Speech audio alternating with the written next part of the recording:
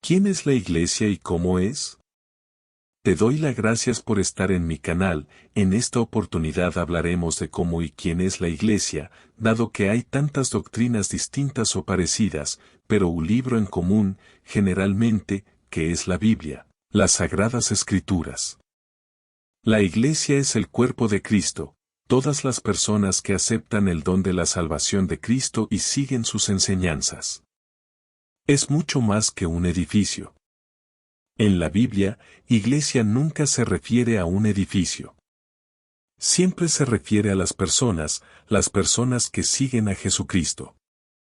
Formar parte del cuerpo de Cristo significa que estamos llamados a moldearnos continuamente para parecernos cada vez más a Cristo. Esto sucede dejando que la palabra de Dios, la Biblia, guíe nuestra fe y nuestras vidas, adorando a Dios y celebrando los sacramentos que Jesús nos dio, y viviendo en comunidad unos con otros.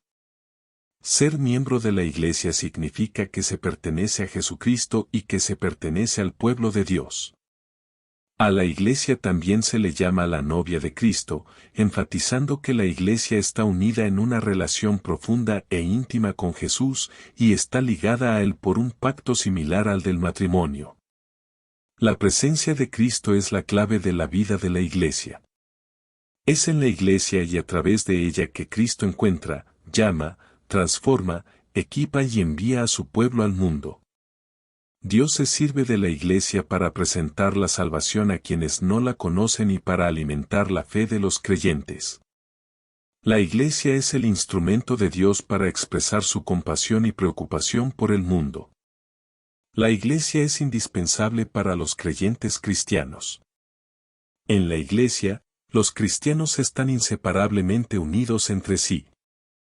La imagen de un cristiano individual a solas con Dios es ajena al Nuevo Testamento. A los cristianos se les enseña a llamar a Dios nuestro Padre, no solo mi Padre. La importancia de la comunidad en la Biblia no puede ser exagerada. La Iglesia como un solo cuerpo implica que los cristianos no solo pertenecen a Jesucristo, sino también los unos a los otros. La comunión con Cristo y con los demás hace de los creyentes una sola familia unida en el amor.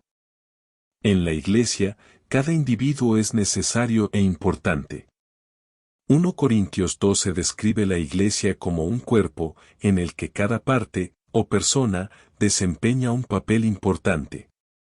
Los dones de cada persona enriquecen a la Iglesia y la capacitan para llevar a cabo su labor en el mundo. Y dentro de la Iglesia todos somos responsables los unos de los otros.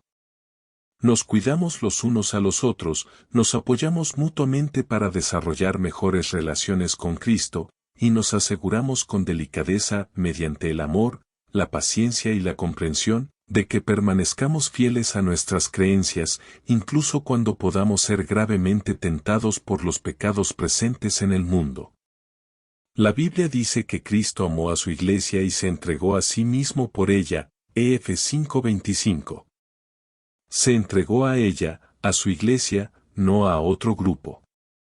Cristo salvó a su Iglesia, no al mundo, en el sentido que no todos creerán, ya que el que es amigo del mundo, de este sistema contrario a Dios, es enemigo de él. Santiago 4:4. Constantemente la Biblia hace el llamado al arrepentimiento, a dejar de practicar el pecado, a renovar nuestra mente y a salir del mundo, en cuanto a sus prácticas y valores, porque justamente eso es una iglesia, gente apartada del pecado y consagrada a Dios. La palabra eclesía significa llamar fuera. Espiritualmente Dios llama a un pueblo que ha confiado en su Hijo Jesucristo como Salvador personal, a salir de un cautiverio espiritual que es este sistema del mundo y venir a vivir una vida teocrática en una comunidad espiritual que es la Iglesia, columna 13. Teocrática significa gobierno de Dios y el creyente, como parte de esa Iglesia espiritual y ese gobierno de Dios, vive su vida de acuerdo a las normas de la palabra de Dios, su vida, cultura, valores, espiritualidad y moral está regidos por ella. Según se puede entender al estudiar la Biblia de una manera sistemática, la Iglesia es la comunión de todos los verdaderos creyentes de todos los tiempos. Esta definición entiende a la Iglesia constituida por todos los que son verdaderamente salvados. Pablo dice, Cristo amó a la Iglesia y se entregó por ella, ef. 5.25. Aquí el término la Iglesia, ecliche, se usa para aplicar a todos aquellos por quienes Cristo murió para redimirlos, todos los que son salvados por la muerte de Cristo. Pero eso debe incluir a todos los creyentes de todos los tiempos. Teología Sistemática, W. Grudem, página 897.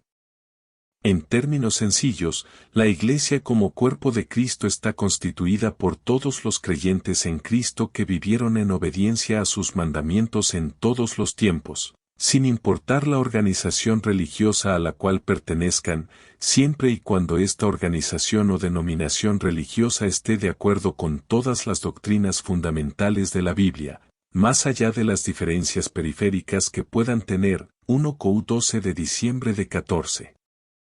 Por lo tanto, el monopolio de la Iglesia de Cristo no lo puede tener ninguna organización religiosa por antigua, influyente, numerosa o poderosa que sea, ya que la Biblia aclara en muchos pasajes que la verdadera Iglesia está constituida por cada creyente.